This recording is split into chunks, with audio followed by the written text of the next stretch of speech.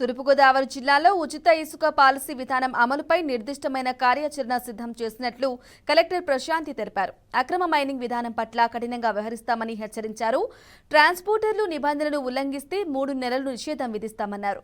Collector camp కార్యాలయంలో SPD Narasimha Kishore, joint collector చిన్నరాముడితో కలిసి కలెక్టర్ సమావేశం నిర్వహించారు.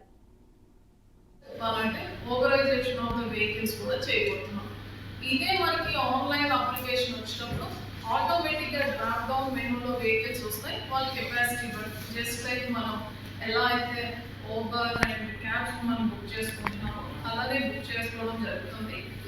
ఒక మెసేజ్ కూడా వెళ్తుంది, మీకు అలాంటి టైంకి డెలివరీ చేస్తారు కస్టమర్ డెలివరీ కన్ఫర్మ్ చేసిన వెంటనే ఎవరైతే ఈ ట్రాన్స్పోర్టర్ ఉన్నారో ఆయన అకౌంట్కి ఫైనలైజ్ చేసిన ఛార్జెస్ పే చేయకూడదు.